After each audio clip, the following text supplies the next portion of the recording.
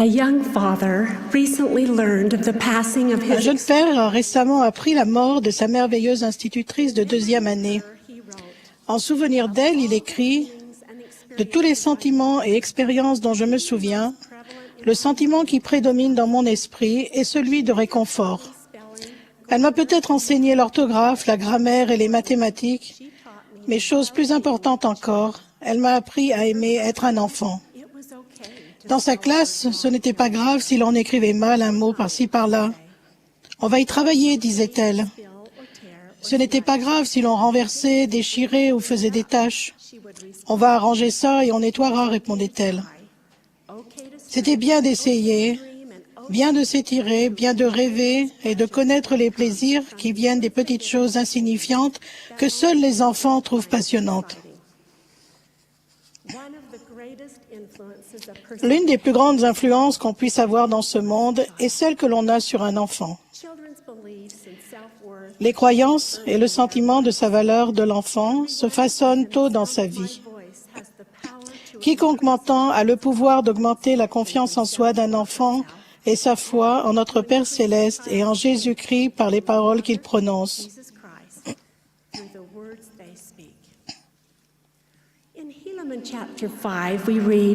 Dans le chapitre 5 d'Hélaman, nous lisons « Et maintenant, mes fils, souvenez-vous. Souvenez-vous que c'est sur le roc de notre Rédempteur, qui est le Christ, le Fils de Dieu, que vous devez bâtir votre fondation. » Ce sont les paroles qu'Hélaman a enseignées à ses fils. Et il poursuit, et ils se souvinrent de ces paroles, et ils allèrent enseigner la parole de Dieu parmi tout le peuple. Bien que les fils d'Hélaman aient été persécutés et emprisonnés, les paroles qu'ils avaient entendues ne les ont jamais quittés. Ils ont été protégés et entourés par une colonne de feu. Alors vint une voix disant à leurs ravisseurs, « Repentez-vous et ne cherchez plus à faire périr mes serviteurs. » Ce n'était pas une voix de tonnerre, ni la voix de grands bruits tumultueux. Mais voici, c'était une voix douce, d'une douceur parfaite, comme si cela avait été un chuchotement, et elle perçait jusqu'à l'âme même. Cette voix venue du ciel peut nous apprendre quelque chose. Elle n'était pas criarde, ne grondait pas, n'humiliait pas. C'était une voix douce, d'une douceur parfaite, donnant une directive ferme tout en donnant de l'espoir. La façon dont nous parlons à nos enfants et les paroles que nous utilisons peuvent les encourager, les édifier et fortifier leur foi pour rester sur le chemin qui les ramènera à notre Père Céleste. Ils viennent sur terre prêts à écouter. Une situation où un enfant était à l'écoute s'est produite dans un magasin de tissus. Le magasin était bondé de clients quand il devint évident pour tout le monde qu'une mère était paniquée parce qu'elle avait perdu son petit garçon. Elle commença par crier son nom, « Connor », disait-elle, tout en parcourant rapidement le magasin. Au fur et à mesure que le temps passait, sa voix devenait plus forte et plus paniquée. Bientôt, les agents de sécurité furent alertés et tout le monde dans le magasin participa à la recherche de l'enfant. Plusieurs minutes passèrent sans qu'on ne le retrouve.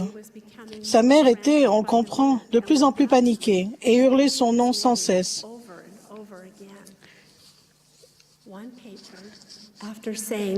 Une cliente, après avoir fait une prière silencieuse, se dit que l'enfant était probablement dans le magasin et avait peut-être peur en entendant sa mère crier son nom aussi fort.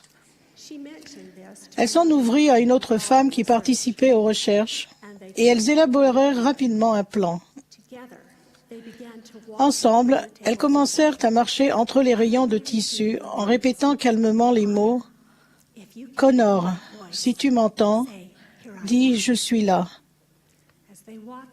Comme elles arrivaient lentement vers le fond du magasin en répétant cette phrase, elles entendirent effectivement une petite voix timide dire « Je suis là ».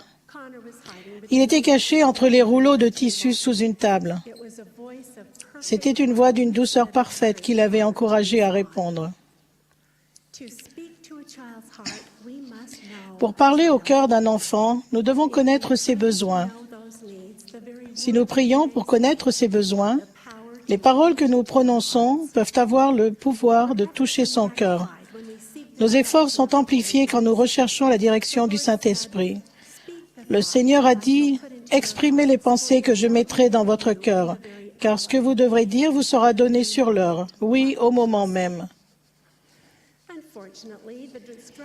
Malheureusement, les distractions de ce monde empêchent beaucoup d'enfants d'entendre les paroles encourageantes qui pourraient façonner leur vision d'eux-mêmes.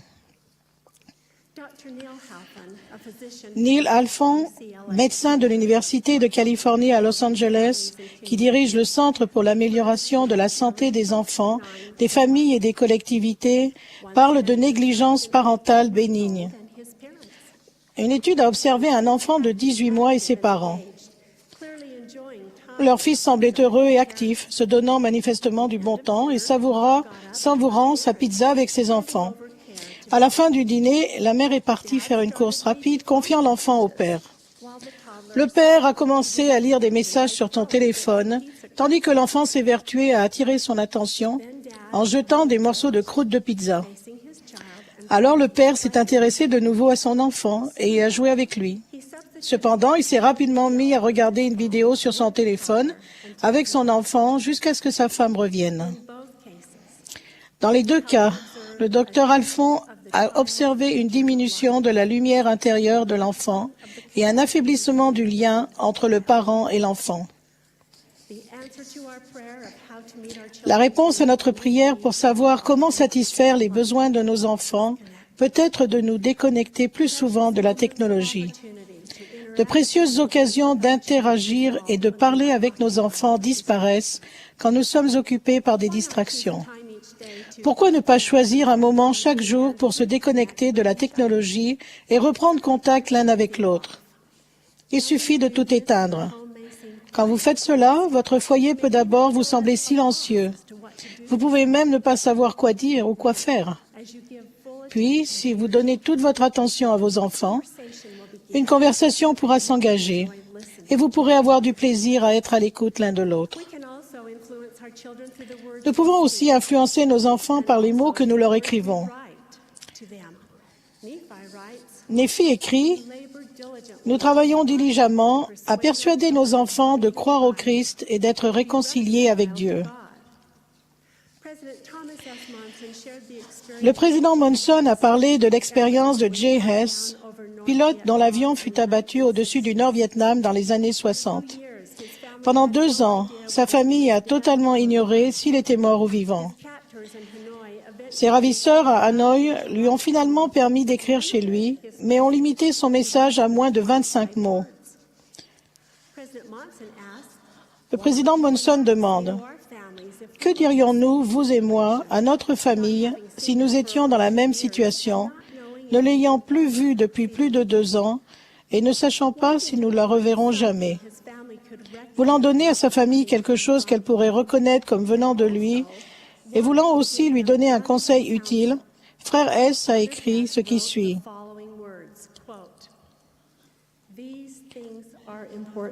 Ces choses sont importantes. Le mariage au temple, la mission, l'université. Allez de l'avant, fixez-vous des objectifs, écrivez votre histoire, faites des photos 2 fois par an. Quels mots écririez-vous à vos enfants si vous n'aviez pas plus de 25 mots?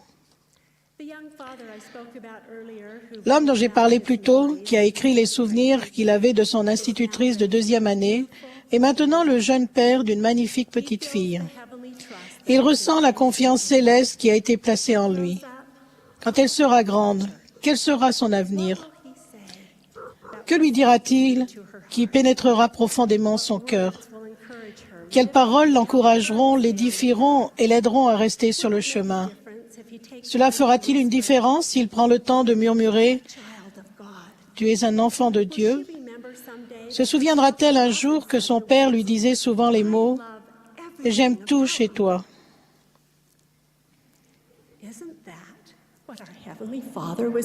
N'est-ce pas ce que notre Père Céleste disait à son Fils et à chacun d'entre nous quand il a dit « Celui-ci est mon Fils bien-aimé », à quoi il a ajouté « En qui j'ai mis toute mon affection ». Puissent les paroles que nous prononçons et les mots que nous écrivons à nos enfants Reflétez l'amour que notre Père céleste a pour son Fils Jésus-Christ et pour nous.